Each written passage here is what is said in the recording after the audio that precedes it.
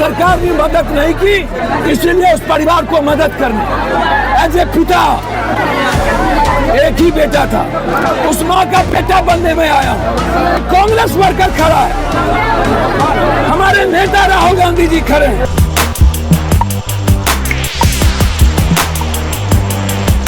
आजाद हिंदुस्तान के बाद आज भी दबंग लोगों का कहर जारी है। इतना बड़ा जुल्म, इतना बड़ा अत्याचार, इतना बड़ा आतंक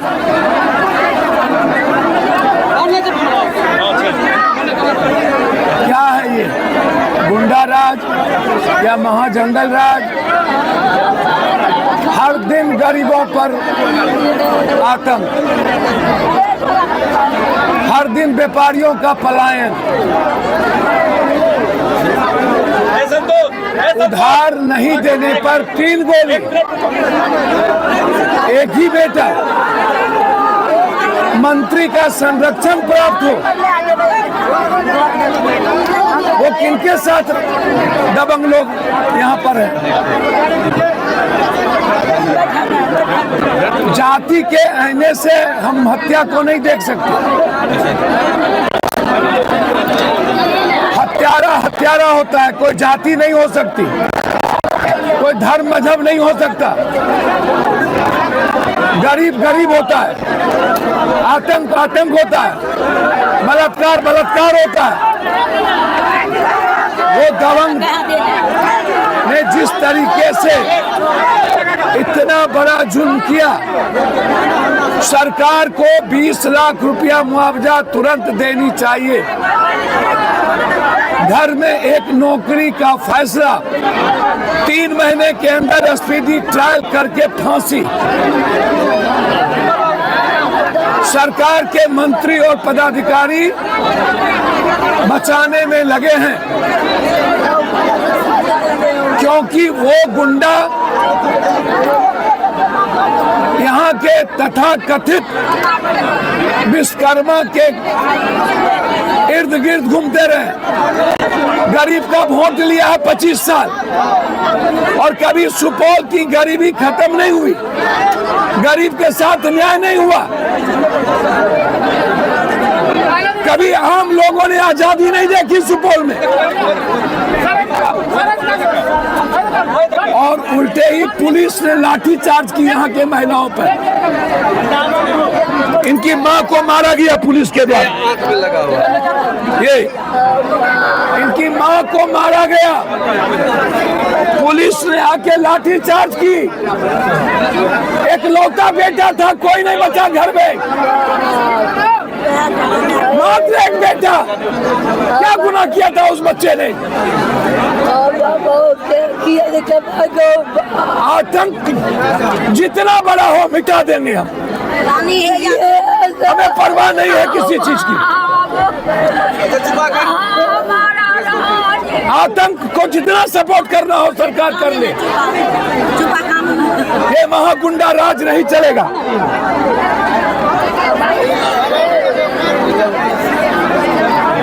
जितने इस परिवार को, इनकी मां का इलाज पप्पू यादव के तरफ से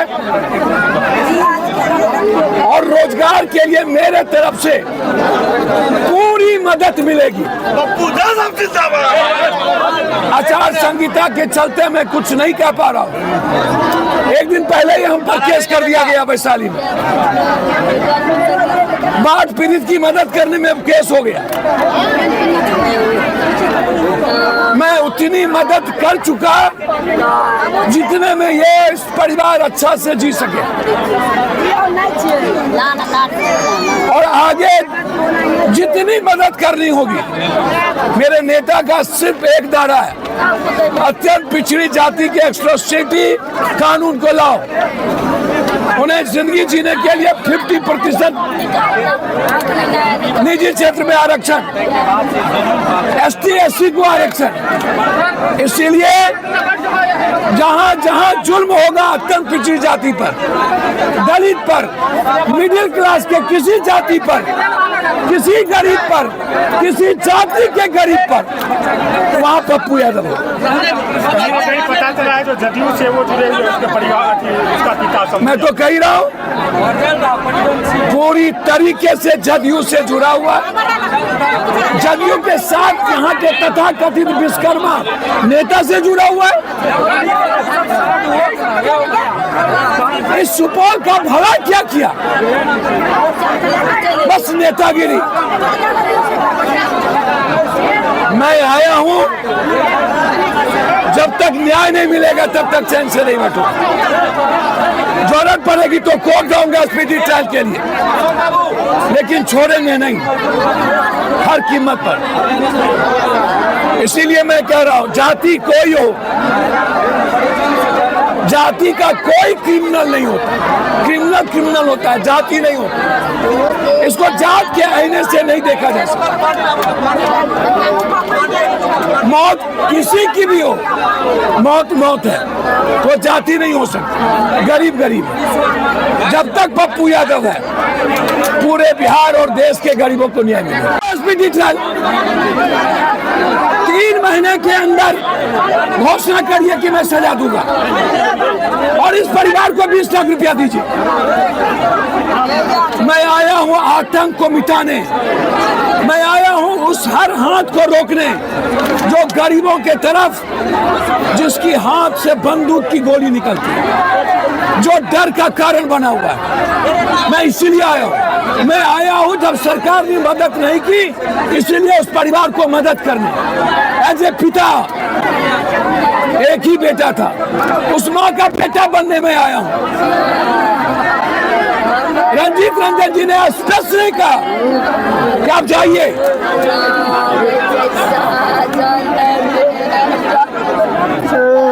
हम और रंजीत रंजन दोनों पूरे परिवार के साथ खड़े हैं। एक एक कांग्रेस वर्कर खड़ा है, हमारे नेता राहुल गांधी जी खड़े हैं। इसीलिए हम यहाँ हैं। ये मेरी जमीन है, ये मेरी माँ है, ये मेरी मिट्टी है। हर संकट में बेटे की तरह मैं यहाँ रहा हूँ। की गिरफ्तारी हो गई तो 20 लाख रुपया दे देते। क्या ये आतंक पैदा करने दिया जाए? ये राजनीति है। जब यहाँ पर एक एक कटाव होते हैं तो 9 हम ही देते हैं, वो भी राजनीति है। बाढ़ आता है तो पैसा हम ही देते हैं, वो भी राजनीति है। इसके पहले जितने मर्डर हुए मदद हम ही ने की, वो भी राजनीति है। कहाँ गए आज तक विजेंद्र यादव? मैं चैलेंज करता हूँ विजेंद्र जी को, कब गए वो किसी बाढ़ पीड़ित के घर में? कब उसने मदद की किसी गरीब आदमी की? ये तो बताइए, हमें बताते हैं वो।